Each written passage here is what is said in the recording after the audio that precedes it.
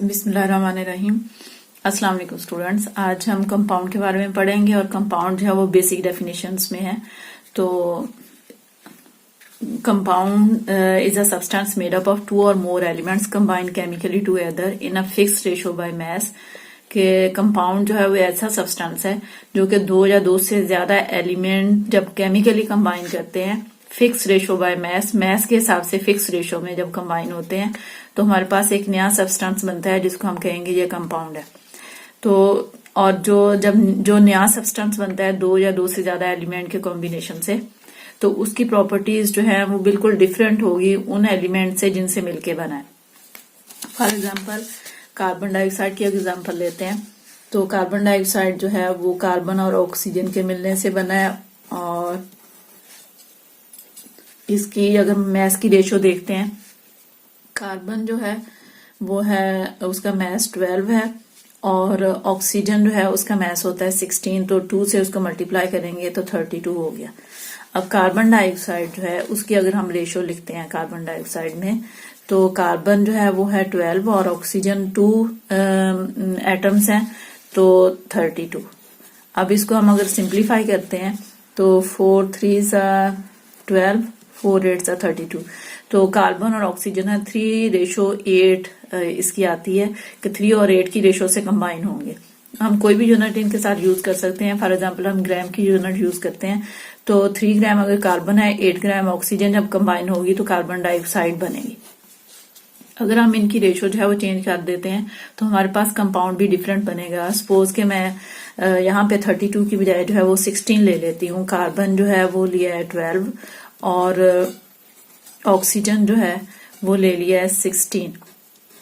तो यहाँ पे इसको सिंप्लीफाई करते हैं, 4 3 12, 4 4 16, ये 3 और 4 की रेशो हो जाएगी। यहाँ पे 3 और 4 की रेशो है।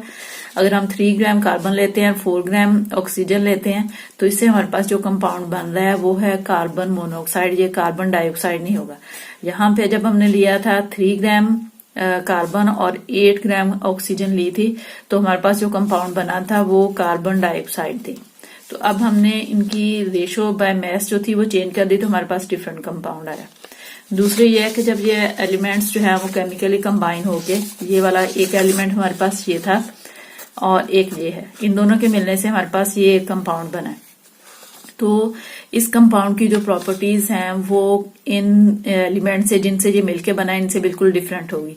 ये हमारे पास सॉलिड फॉर्म में था, ये हमारे पास जो है वो गैस की फॉर्म में था और ये जो है हमारे पास ये गैस की फॉर्म में बना है। लेकिन इनकी प्रॉपर्टीज जो है, कार्बन डाइऑक्साइड की प्रॉपर्टी ना तो कार्बन से मिलती है ना ही ऑक्सीजन से मिलती है। इसकी प्रॉपर्टीज बिल्कुल डिफरेंट है। तो जो कंपाउंड्स हैं वो बनते हैं 2 या 2 से ज्यादा एलिमेंट के मिलने से, ये हमारे पास कंपाउंड आया। और इसकी जो रेशो है वो फिक्स होगी बाय मैस और इसकी जो प्रॉपर्टीज हैं ये जो एलिमेंट है जिसके मिलके ये बना है उनसे बिल्कुल डिफरेंट होगी। तो और इसका जो है वो एग्जांपल इसकी और ले लेते हैं। जैसे वाटर की एग्जांपल लें, H2O। इसमें से हाइड्रोजन जो है वो उसका मैस होता है 1 और ये 2 हाइड्रोजन है तो ये आ जाएगा 2 और ऑक्सीजन जो है वो आ गया 16 और इसको सिंप्लीफाई करेंगे तो ये आ जाएगा 1:8। अब 1:8 का मतलब ये है कि हमारे पास अगर हाइड्रोजन 1 ग्राम है तो ऑक्सीजन जो है वो 8 ग्राम है और 1 और 8 की रेशो से जब हाइड्रोजन और ऑक्सीजन कंबाइन करते हैं तो हमेशा वाटर बनेगा। वाटर हम कोई भी लें, रेन वाटर हो, सी वाटर हो या जमीन के अंदर से निकलता है वो वाला लें, किसी भी एरिया का वाटर लें, उसमें हाइड्रोजन और ऑक्सीजन हमेशा इसी रेशो से कंबाइन होंगे, 1:8 की रेशो से। और अगर हम इसकी रेशो चेंज कर देंगे तो वो फिर वाटर नहीं होगा, फिर और कोई कंपाउंड होगा। दूसरा कि वाटर जो है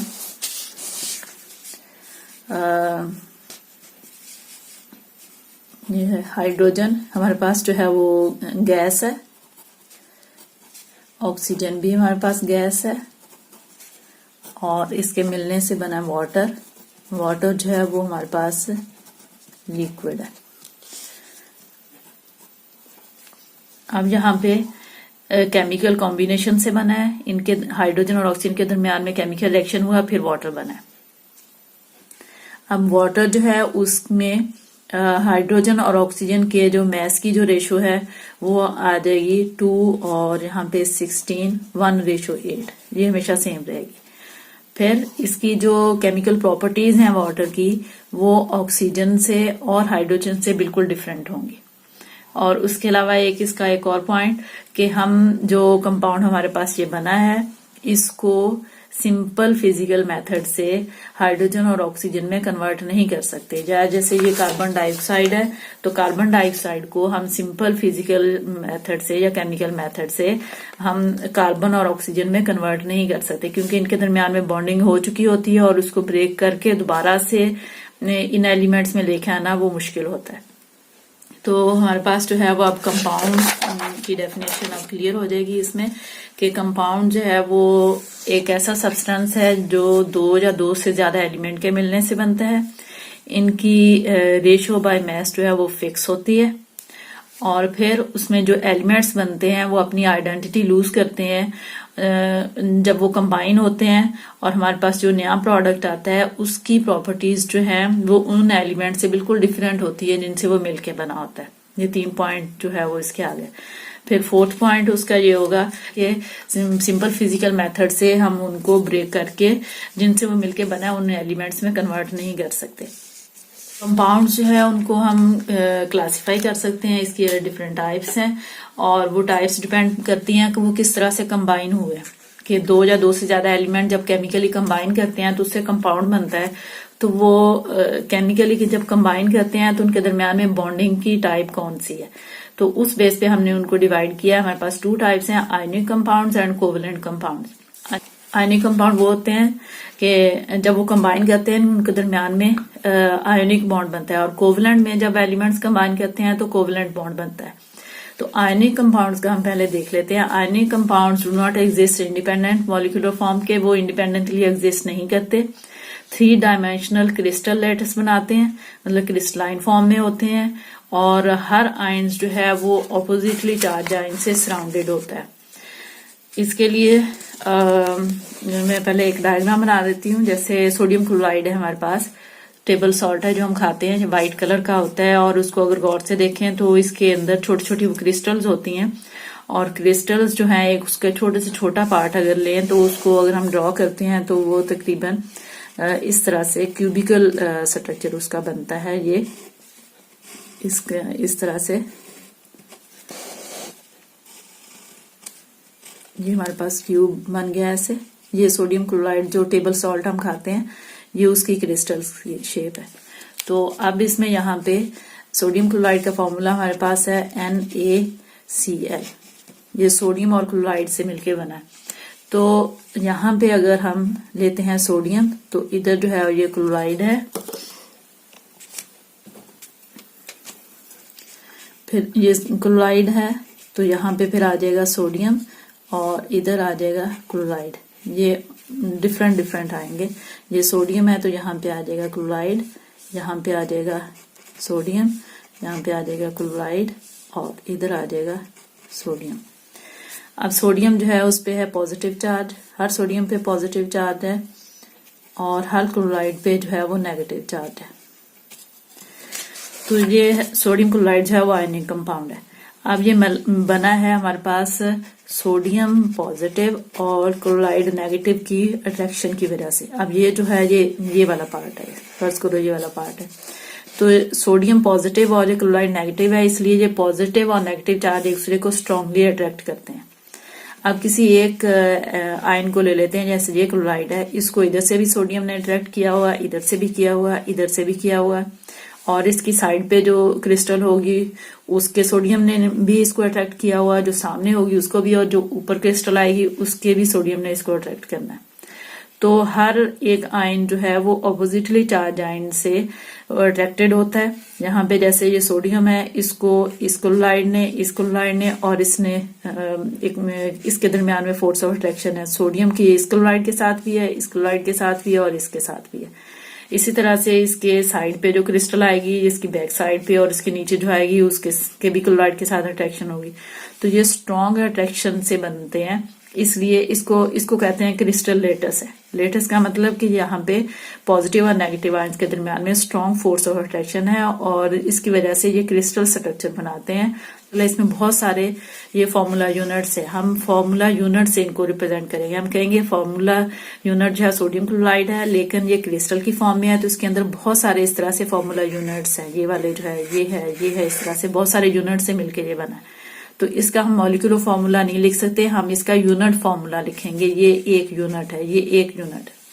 इसी तरह से इनका ये जो स्ट्रक्चर है क्रिस्टलाइन स्ट्रक्चर, क्योंकि इसमें पॉजिटिव और नेगेटिव आयंस जो है दूसरे को अट्रैक्ट करते हैं स्ट्रांगली, इस वजह से इनका जो आयनिक कंपाउंड्स हैं इनका मेल्टिंग और बॉइलिंग पॉइंट भी हाई होता है। तो अब हमारे पास जो है वो इसके जो 3 और 4 पॉइंट्स हैं वो ये हैं कि सबसे पहले आयनिक कंपाउंड जो है वो इंडिपेंडेंट मॉलिक्यूल नहीं बनाते, क्रिस्टल की फॉर्म में होते हैं, इसमें बहुत सारे मॉलिक्यूल्स होते हैं।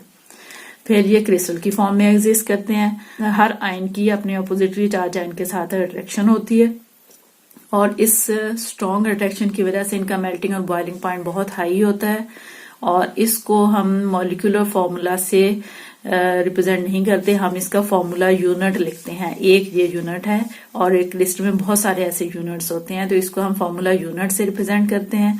और इसकी एग्जांपल जो है जैसे सोडियम क्लोराइड है, कॉपर सल्फेट है, पोटेशियम ब्रोमाइड है, ये सारे सॉलिड हैं और ये क्रिस्टल की फॉर्म में एग्जिस्ट करते हैं। Covalent compounds, covalent compounds exist in molecular form. जैसे हमने आयनिक का कहा कि वो क्रिस्टल की फॉर्म में एग्जिस्ट करते हैं, तो एक मॉलिक्यूल की फॉर्म में वो एग्जिस्ट नहीं करते। क्रिस्टल में बहुत सारे मॉलिक्यूल्स होते हैं, लेकिन जो कोवेलेंट होते हैं वो मॉलिक्यूलर फॉर्म में एग्जिस्ट करते हैं।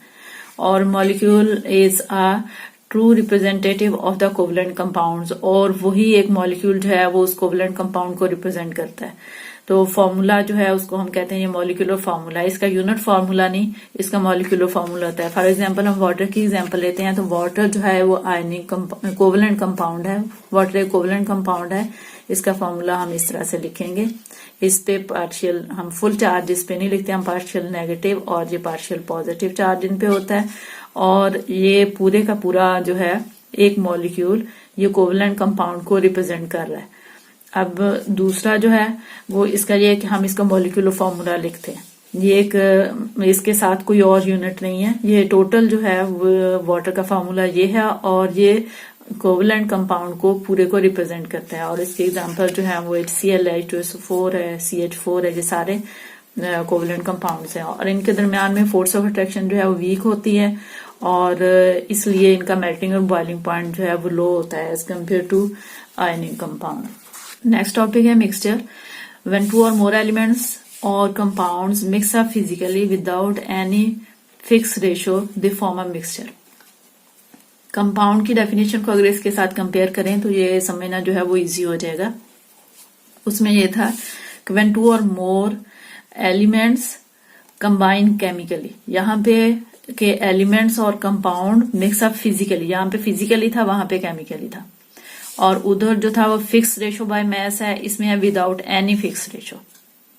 तो ये उनमें मेजर डिफरेंस है कि वहां पे जो है वो केमिकली कंबाइन होते थे, यहाँ पे फिजिकली कंबाइन हो रहे हैं और मैस की जो रेशो है वो यहाँ पे फिक्स नहीं है, किसी भी रेशो में ये कंबाइन हो सकते हैं। तो यहाँ पे 2 एलिमेंट भी कंबाइन हो सकते हैं, 2 कंपाउंड भी हो सकते हैं और एक एलिमेंट और उसके साथ कंपाउंड भी आ सकता है, एक एलिमेंट के साथ 2 कंपाउंड भी आ सकते हैं, ये कंपाउंड के साथ 2 एलिमेंट भी आ सकते हैं। तो ये फिजिकली कंबाइन होते हैं, इनका मिक्सचर बनता है, ये केमिकली एक दूसरे के साथ रिएक्ट नहीं करते और जब रिएक्ट नहीं करते तो कि नया सब्सटेंस नहीं बनेगा। जब ये बनते हैं तो इनकी आइडेंटिटी लूज नहीं होती, इनकी प्रॉपर्टीज जो है वो वही रहती है जो कि इनके एलिमेंट्स की या मिक्स कंपाउंड की होती है। तो इनको हम सिंपल मेथड से सेपरेट भी कर सकते हैं, कंपाउंड को हम सेपरेट नहीं कर सकते थे तो इनको सिंपल फिजिकल मेथड से सेपरेट कर सकते हैं और वो जो मेथड है वो है डिस्टिलेशन है, फिल्ट्रेशन है, एवेपोरेशन, क्रिस्टलाइजेशन और मैग्नेटाइजेशन। डिफरेंट मेथड से, ये सारे फिजिकल मेथड हैं, इनसे सेपरेट कर सकते हैं। तो अब इसकी एग्जांपल हम ले लेते हैं, जैसे एयर है तो एयर में क्या है, एयर में नाइट्रोजन है, ऑक्सीजन है, आर्गन गैस है, नोबल गैसेज हैं और कार्बन डाइऑक्साइड है गैस, फिर वाटर वेपर्स हैं। तो अब एयर जो है इन चीजों का कॉम्बिनेशन है, तो इसको हम कहेंगे कि एयर मिक्सचर है, क्योंकि एयर में नाइट्रोजन, ऑक्सीजन या कार्बन डाइऑक्साइड या वाटर वेपर एक दूसरे के साथ केमिकली रिएक्ट नहीं करते, वो इंडिपेंडेंट एग्जिस्ट करते हैं। एयर में नाइट्रोजन भी है, एयर में ऑक्सीजन भी है, एयर में कार्बन डाइऑक्साइड भी है, उसमें वाटर वेपर्स भी हैं। तो ये जो है इनकी रेशियो बाय मास जो है वो डिफरेंट होती है। ये वैसे तो नाइट्रोजन में जो है ये नाइट्रोजन एयर में नाइट्रोजन जो है 78%, ऑक्सीजन 21%, और फिर ये जो है बहुत थोड़े थोड़े परसेंटेज इनकी होती है। वाटर वेपर्स जो है वो डिपेंड करते हैं कि अगर किसी सी साइड है, कोई सी साइड है या रिवर वाली साइड में है तो वहां पे ह्यूमिडिटी ज्यादा होगी, वाटर वेपर्स ज्यादा होंगे, और डेजर्ट एरिया में वाटर वेपर्स जो है वो कम होंगे। तो इसका मतलब कि एयर जो है उसकी कंपोजिशन फिक्स नहीं है, वो उसमें ये जो एलिमेंट्स हैं या कंपाउंड्स हैं उनकी कंपोजिशन चेंज होती रहती है। तो इसको हम मिक्सचर कहेंगे, फिर एयर को उसको हम कंपाउंड नहीं कहेंगे। और इसी तरह से जैसे मिल्क है, तो मिल्क में वाटर है, उसमें फैट है, प्रोटीन है और कुछ मिनरल्स, विटामिन्स होते हैं, तो वो भी मिक्सचर है। उसको जो है वो मिक्सचर ही कहेंगे, वो भी कंपाउंड नहीं है, क्योंकि वो एक दूसरे के साथ जितने भी उसके पार्ट्स हैं, जो एलिमेंट और कंपाउंड उसके अंदर हैं, वो एक दूसरे के साथ केमिकली कंबाइन नहीं करते। जिस तरह से कंपाउंड सी टाइप्स थी, आयनिक और कोवलेंट कंपाउंड थे, इस तरह से मिक्सचर जो है उनकी भी टाइप्स हैं, होमोजीनियस मिक्सचर और हेट्रोजीनियस मिक्सचर। अब मिक्सचर जब हम बनाते हैं, क्योंकि वो केमिकली कंबाइन नहीं करते, तो इसलिए उनको हम इजीली फिजिकल मेथड से सेपरेट कर सकते हैं। तो इसका मतलब कि कोई नया कंपाउंड नहीं बनता। तो जब हम इनको मिक्स करते हैं, किसी भी दो कंपाउंड्स को या एलिमेंट और कंपाउंड को मिक्स करते हैं, तो उनसे हमारे पास जो है वो दो तरह के मिक्सर बनते हैं। एक होता है होमोजीनियस, एक होता है हेट्रोजीनियस। होमोजीनियस वो होते हैं जिसमें मिक्सचर जब बनता है तो हमें पता नहीं चलता कि इसमें कौन कौन से कंपोनेंट्स हैं, वो बिल्कुल एक दूसरे के साथ मिक्स हो जाते हैं, केमिकली वो रिएक्ट नहीं करते, लेकिन वो मिक्स हुए होते हैं। जैसे एयर में जो है वो डिफरेंट गैसेज है, तो हम उसको एयर कहते हैं, हमें गैसेज नजर नहीं आती, होमोजीनियस मिक्सचर है। इसी तरह से मिल्क है और वो होमोजीनियस मिक्सचर है। या शुगर को अगर वाटर में डिसॉल्व कर देते हैं तो हमें उसके टेस्ट से पता चलेगा कि मीठा पानी है, लेकिन हम चीनी को पानी के अंदर देख नहीं सकते, तो वो होमोजीनियस मिक्सचर है। सॉल्ट को वाटर में डिसॉल्व कर दें, वो भी होमोजीनियस मिक्सचर है। इसी तरह से हिट्रोजीनियस मिक्सचर वो होते हैं जिनकी थ्रू आउट यूनिफॉर्म कंपोजिशन नहीं होती। वो यूनिफॉर्म कंपोजिशन का मतलब कि हम उसको देख सकते हैं, अलग अलग से उन चीजों को देख सकते हैं जिनको मिक्स करने से ये बने हैं। जैसे सॉइल है, तो सॉइल अगर कहीं से सैंपल लेते हैं तो हमें उसमें कुछ बड़े बड़े स्टोन भी नजर आते हैं, उसमें सैंड पार्टिकल्स भी नजर आते हैं, उसमें अगर कुछ ट्रीज की जो ब्रांचेस हैं वो अगर गल सड़ के उसके अंदर मिक्स हुई है तो वो हमें अलग से नजर आता है, तो वो हिट्रोजीनियस मिक्सचर है। इसी तरह से अगर सॉल्ट और सैंड को मिक्स कर देते हैं तो सॉल्ट और सैंड जो है वो हमें अलग अलग नजर आते हैं और वो मिक्स नहीं होते, उनको मिक्स वो हो जाते हैं, लेकिन हम उनको सेपरेट कर सकते हैं फिजिकल मेथड से। तो और वो केमिकली कंबाइन नहीं होते। सैंड और सॉल्ट जो है वो सैंड और सॉल्ट ही रहेंगे, उनकी प्रॉपर्टीज जो है मिक्सचर की जो प्रॉपर्टीज हैं वो लूज नहीं होती। जिन कंपाउंड से भी मिलके बना होता है उनकी प्रॉपर्टी मेंटेन रहती है। फॉर एग्जांपल अगर सैंड प्लस सॉल्ट अगर कर देते हैं तो सैंड और सॉल्ट जो है उससे जो मिक्सचर बनेगा उसको हम देखने से हम बता सकते हैं कि इसमें दो चीजें मिक्स हुई हैं, वो एक दूसरे के साथ केमिकल रिएक्ट नहीं करते। और अगर इसको सेपरेट करना चाहें तो हम इसमें वाटर, इस मिक्सचर में हम वाटर डाल दें, वाटर में सॉल्ट जो है वो डिसॉल्व हो जाएगा, वो अलग हो जाएगा, सैंड नीचे बैठ जाएगी, वो अलग हो जाएगी। ये फिजिकल मेथड से हम इसको सेपरेट कर सकते हैं। ये यूनिफॉर्म कंपोजिशन थ्रू आउट कि हमने वाटर में अगर सॉल्ट जो है वो डिसॉल्व किया है तो वो वाटर जो है वो नमकीन होगा, सॉल्टी होगा और टेस्ट करने से, और पूरे एक अगर कंटेनर में लिया है तो उस कंटेनर में टेस्ट जो है वो सेम होगा हर जगह पे, वो होमोजीनियस मिक्सचर है। हेट्रोजीनियस में ये होता है कि अगर हमने सैंड और सॉल्ट को मिक्स किया है तो हो सकता है किसी एक जगह पे सैंड ज्यादा है, दूसरी जगह पे सॉल्ट ज्यादा है, तो वो होमोजीनियस नहीं होता। कहीं पे सैंड ज्यादा होगा, कहीं पे सॉल्ट ज्यादा है, कहीं पे दोनों एक जैसे होंगे, तो वो हेट्रोजीनियस में आते हैं। Difference between compound and mixture, तो इसके लिए थोड़े से पॉइंट लिख के तो उसके बाद आप खुद से इसको एक्सप्लेन कर सकते हैं। सबसे पहले जो है वो फॉर्मेशन उसकी देख लें कि फॉर्मेशन कैसे होती है। जो कंपाउंड है और मिक्सचर। जब दो एलिमेंट या दो से ज्यादा एलिमेंट जब कंबाइन होते हैं तो उनमें के दरमियान में केमिकल रिएक्शन होता है, एक नया सब्सटेंस बनता है। और मिक्सचर में दो एलिमेंट या दो कंपाउंड या एक एलिमेंट एक कंपाउंड जो भी मिलते हैं उनमें सिर्फ सिंपल मिक्सिंग होती है, उनमें केमिकल रिएक्शन नहीं होता।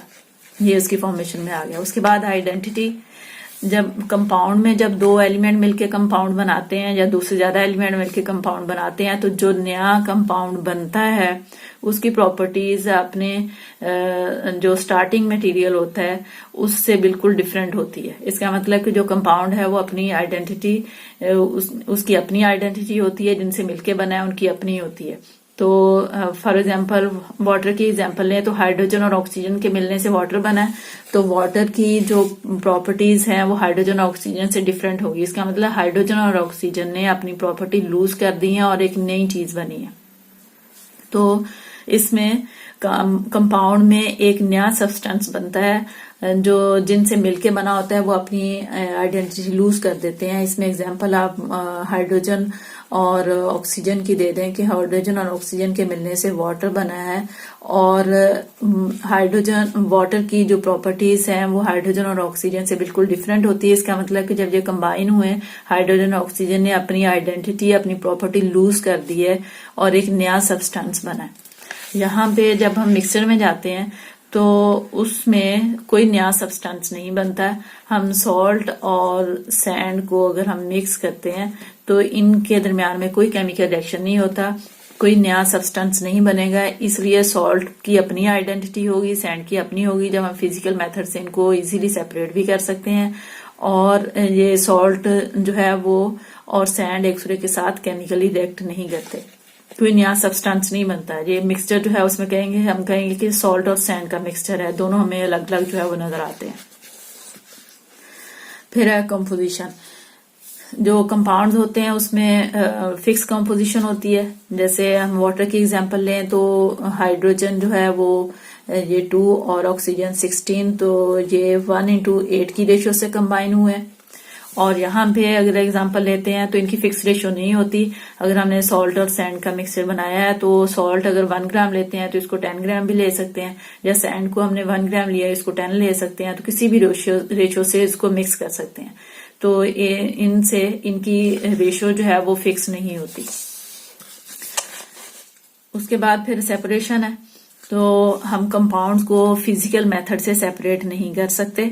जैसे वाटर है तो वाटर को हम ऑक्सीजन और हाइड्रोजन में दोबारा से कन्वर्ट नहीं कर सकते नॉर्मल फिजिकल मेथड से, लेकिन सॉल्ट और सैंड जो है उसको हम नॉर्मल फिजिकल मेथड से सेपरेट कर सकते हैं। कोई भी हमारे पास मिक्सचर है तो शुगर और वाटर का अगर मिक्सचर है हमारे पास, तो अगर हम शुगर प्लस वाटर से हमारे पास जो सोल्यूशन बना है उसको हम अगर हीट करते हैं तो वाटर वेपोरेट हो जाएगा, शुगर पीछे रह जाएगी। तो ये फिजिकल मेथड से हम इसको इजीली सेपरेट कर सकते हैं। आगे है केमिकल फार्मूला।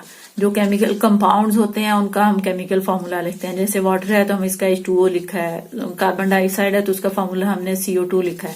लेकिन यहाँ पे अगर हमारे पास दो चीजें शुगर और वाटर जो है मिक्स हो गए हैं तो शुगर और वाटर का फार्मूला तो अलग अलग से था क्योंकि ये भी कंपाउंड है और ये भी कंपाउंड है, लेकिन इन दोनों के मिलने से जो मिक्सचर बना है, जो मीठा पानी जो बना है उसका कोई फार्मूला नहीं है। तो हम उसको मिक्सचर ही कहेंगे, उसका हम फार्मूला नहीं लिख सकते कोई किसी भी मिक्सचर का। फिर कंपाउंड्स जो है वो होमोजीनियस कंपाउंड्स की टाइप्स और इसकी टाइप्स हमने देनी है मिक्सचर की। जो कंपाउंड्स हैं वो होते हैं आयनिक और दूसरी टाइप इसकी होती है कोवेलेंट। और जो मिक्सचर है उसकी 2 टाइप्स हैं, होमोजीनियस मिक्सचर है और हेट्रोजीनियस मिक्सचर है। फिर जो कंपाउंड्स होते हैं उनका मेल्टिंग और बॉइलिंग पॉइंट स्पेसिफिक होता है, शार्प मेल्टिंग और बॉइलिंग पॉइंट होता है। जैसे वाटर है उसका 100 बॉइलिंग पॉइंट है, 0 फ्रीजिंग पॉइंट है। तो सारे कंपाउंड्स जो होते हैं वो आयनिक हो या कोवेलेंट हो, हर कंपाउंड का अपना मेल्टिंग पॉइंट और बॉइलिंग पॉइंट है, फिक्स है। लेकिन यहाँ पे जो हमारे पास मिक्सचर बना है इनका शार्प मेल्टिंग और बॉइलिंग पॉइंट नहीं होता क्योंकि हम रेशियो चेंज कर देते हैं। रेशियो चेंज करने से उनका मेल्टिंग और बॉइलिंग पॉइंट भी चेंज होता रहेगा। तो इसका मतलब कि मिक्सचर का कोई मेल्टिंग और बॉइलिंग पॉइंट फिक्स नहीं होता, कंपाउंड का मेल्टिंग और बॉइलिंग पॉइंट जो है वो शार्प और स्पेसिफिक होता है। क्वेश्चन जो है कि identify the mixture element and compound, छोटी सी एक्टिविटी है जिसमें जो क्वेश्चन नंबर 1 था उसमें ये था कि आपने बताना है कि कौन कौन से हमारे पास इसमें मिक्सचर है, कौन से एलिमेंट है, कौन से कंपाउंड है। सबसे पहले है कोका कोला, ये जो है मिक्सचर है क्योंकि कोका कोला जो है उसमें वाटर है, उसमें शुगर है और उसमें कुछ फ्लेवर ऐड किए हुए हैं, तो ये मिक्सचर है और मिक्सचर की होमोजीनियस टाइप है। फॉर एग्जांपल ये हमारे पास जो है वो कोका कोला है, ये होमोजीनियस है, इसमें हर जगह इसको हम टेस्ट करेंगे तो इसका टेस्ट जो है वो ग्लास में ऊपर से नीचे से टेस्ट करें या ऊपर से करें, हर जगह पे सेम रहेगा और ये होमोजीनियस है, बिल्कुल अच्छे से मिक्स हुआ हुआ। और पेट्रोलियम जो है वो भी मिक्सचर है, वो भी होमोजीनियस है। इसी तरह से शुगर है, शुगर हमारे पास जो है वो कंपाउंड है, शुगर जो है उसका फॉर्मूला ये होता है C12H22O11, सुक्रोज जो हम खाते हैं शुगर, इसका ये फॉर्मूला होता है। ये कंपाउंड है, कार्बन हाइड्रोजन और ऑक्सीजन के मिलने से बना है और इनके दरमियान में केमिकल रिएक्शन हुआ है कार्बन हाइड्रोजन और ऑक्सीजन में तो बना है, और इनकी रेशो जो है वो फिक्स है, 12 कार्बन है, 22 हाइड्रोजन और 11 ऑक्सीजन है।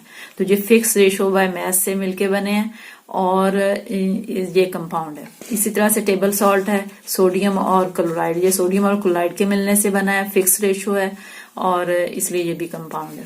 फिर ब्लड है, ब्लड जो है वो मिक्सचर है, इसके अंदर वाटर है, उसके अंदर फैट होता है, उसके अंदर जो है वो हीमोग्लोबिन है, तो ये भी फैट जो है ब्लड जो है वो भी होमोजीनियस मिक्सचर है। गन पाउडर जो है वो भी मिक्सचर है, इसमें भी बहुत सारे एलिमेंट्स और कंपाउंड मिलके वो पाउडर बनाते हैं, तो वो भी होमोजीनियस मिक्सचर है। यूरेन भी होमोजीनियस मिक्सचर है। एल्यूमिनियम मेटल है, एलिमेंट है। सिलिकॉन एलिमेंट है। टेन जो है वो भी एलिमेंट है। अब आ गया लाइम होता है कैल्शियम ऑक्साइड, कैल्शियम और ऑक्सीजन से मिलके बना है, तो ये केमिकल रिएक्शन से बना है कैल्शियम ऑक्साइड, और ये जो है इसको हम कहेंगे ये कंपाउंड है। आइसक्रीम क्या है, इसमें मिल्क है, उसमें फैट है, उसमें शुगर है, तो बाकी जो फ्लेवर ऐड किया हुआ ये भी मिक्सचर है, होमोजीनियस मिक्सचर में ये भी आएगा। नेक्स्ट क्वेश्चन है justify the air is homogeneous mixture. तो एयर जो है उसमें क्या है, नाइट्रोजन, ऑक्सीजन, आर्गन है, कार्बन डाइऑक्साइड है, नोबल गैसेज है और वाटर वेपर्स हैं। तो ये इन सब के मिलने से बनी है, लेकिन ये आपस में रिएक्ट नहीं करते, ये सारे इंडिपेंडेंटली एयर के अंदर एग्जिस्ट करते हैं। तो इसलिए ये मिक्सचर है लेकिन होमोजीनियस मिक्सचर है। तो इसलिए क्योंकि ये इसकी कंपोजिशन जो है वो हर जगह पे डिफरेंट होती है। जो होमोजीनियस मिक्सचर की जो डेफिनेशन में ये भी आता है कि बाय मास जो भी एलिमेंट या कंपाउंड मिक्स होते हैं उनकी बाय मास रेशो फिक्स नहीं होती। किसी एरिया में कार्बन डाइऑक्साइड ज्यादा होगी, किसी एरिया में वाटर वेपर्स ज्यादा होंगे। तो बाय मास तो ये कंपाउंड या एलिमेंट जो है वो बाय मास इनकी रेशो फिक्स नहीं है, तो इसलिए ये मिक्सचर है। और दूसरा ये एक दूसरे के साथ रिएक्ट नहीं करते, इसलिए भी हम इसको मिक्सचर कहेंगे। और होमोजीनियस क्यों इसलिए इसको कहा है कि ये सारे जो है वो हमें इस तरह से ये मिक्स हुए हैं कि हमें ये नजर नहीं आते, ये होमोजीनियस मिक्सचर बनाते हैं। आगे है नेम दी एलिमेंट्स के, ये सिंबल दी हुई है, आपने इन एलिमेंट्स के नेम देने हैं। सबसे वो Hg है, मरकरी है, और इसको हम कहते हैं हाइड्रोगायरम। जो सिंबल जो है वो इसका है, H जो है ये हाइड्रा, और दूसरा जो प्रोमिनेंट लेटर है वो है गायरम G, तो ये कैपिटल और ये स्मॉल आएगा, हाइड्रोगायरम। उसके बाद आरम AU, ये गोल्ड है और इसको AURUM कहते हैं, A और फिर आरम ये आ जाएगा, कैपिटल A और स्मॉल u। फिर आयरन जो है वो Fe है, ये फेरम इसको कहते हैं, और फेरम के लिए हम Fe इसका सिंबल यूज करते हैं। निकल का सिंबल Ni जो है वो निकल है, इसको निकल ही कहते हैं। फिर कोबाल्ट है, उसके बाद W जो है वो टंगस्टन को कहते हैं, और टंगस्टन का जो नेम है वो है वोल्फ्राम, तो इसलिए W इसका साइन यूज होता है। इसी तरह से टेन है स्टेनम, तो स्टेनम का जो है वो S और दूसरा प्रोमिनेंट लेटर जो है वो N है, इसलिए S capital N small stannum, ten है इसका कॉमन नेम। फिर आ गया सोडियम को हम कहते हैं नेट्रियम, तो इसका ये वाला N कैपिटल और A स्मॉल ये सिंबल यूज हुआ। बेरियम है, ब्रोमीन है, बिस्मथ है। तो ये बी के साथ सारे स्टार्ट हो रहे हैं, लेकिन दूसरा लफ्ज जो है वो लेते हैं जो कि प्रोमिनेंट हो उसमें। तो बेरियम ए आएगा, ब्रोमीन बी आर आएगा, और बिस्मथ ई करके उसका आता है, तो इसलिए बी आई।